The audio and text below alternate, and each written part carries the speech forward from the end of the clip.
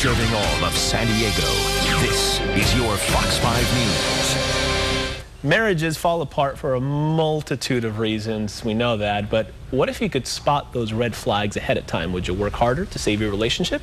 Dr. Rose Hartzell, sex and relationship therapist at Alvarado Hospital, joining us. Okay, these are the top signs that your marriage may be headed for divorce, and also what you can do to avoid that. We're going to go through the red flags. We have like 7 major points we're going to get to. Number 1, doctor, you say secretness is a red flag. Why? Relationships are built on trust. If couples can't trust each other, this could be a problem and could lead to divorce.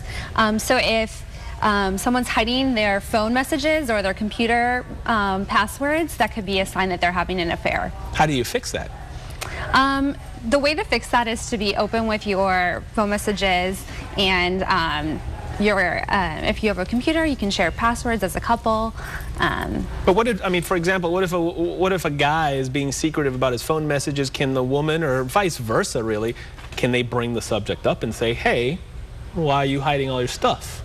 Yeah, ask. And if at some point you think there's a problem, maybe bring your partner to therapy to discuss why they need to be secretive. Red flag number 2. Spending. This is a big one, I think. A lot of my friends do this and they don't think anything of it. I think it's kind of a big deal. Spending the majority of your leisure time apart. If your partner is choosing to engage in whatever hobby they have more than they're spending time with you, or if they're going to singles bars or just bars in general more than you, this could be a problem in the relationship and could lead to divorce as well. Is it kind of a fine line between, you know, a lot of folks advise that you need to have some time apart, time for yourself, but not every minute of your leisure time you're going off and playing with your buddies and going to play football and going to watch the game and that kind of stuff, right? Correct. There needs to be a balance between your partner and your leisure activities. Okay, red flag number 3 is rekindling, this is a, oh boy, rekindling relationships with your ex-flames. If your partner is spending more time on Facebook with their ex-boyfriend or girlfriend, that could signal a problem. It's okay to have relationships with previous partners, but if it's excessive and if there's any hiding involved, that could signal a problem for a relationship. So how do people find out? I mean, I guess a lot of people spy when they get suspicious, but then that's a whole opening up a big can of worms, isn't it? If you see your partner on the computer all the time and they seem to be talking to one person a lot, that could be a problem. Because then they'll say, hey, you're invading my privacy. You're being paranoid. Usually there's a reason for it. But okay, red flag number 4, a lack of contribution. What do you mean by that? There should be a balance in chores in the relationship. Let's say you're working full-time and your wife's staying at home. If she's staying at home, perhaps she's taking care of the children, or she is doing stuff around the house. If you go home and there's nothing has been done and your partner isn't contributing, eventually that's going to lead to resentment in the relationship, and that's another big sign. Okay, so my wife got home from work yesterday. Food was cooked, dinner was set, baby was changed. I got good points yesterday.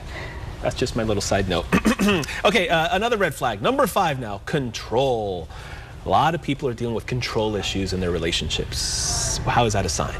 So, for example, if your partner is monitoring every penny you're spending or asking you exactly everywhere you go, so this is the flip side of secretness. Control is never a good tool in a relationship and can often lead to divorce as well. Okay, this is something a lot of people may not feel comfortable talking about with their friends or their family, but red flag number 6 is unexplained changes in your partner's sexual habits.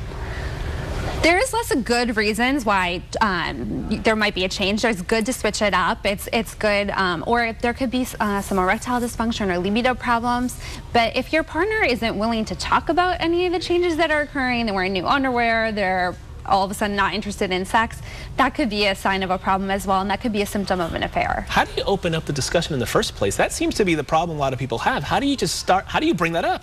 Well, and that's why I'm here on Fox 5 today. It's to get people more comfortable talking about their sexuality so that it isn't difficult to bring it up in a relationship. Okay, the last red flag, if your spouse has gained more than 20% of his or her body weight, that's a sign? Really? Well, it's important to take care of yourself after you get married, but this actually could be a symptom of a problem. So sometimes people will eat their emotions. So often gaining that much of weight could be a symptom of depression, which could be on unhappiness in the relationship. There's a saying, couples that work together, and I think that's true. That's very good advice. And in relationships, you always got to work at it.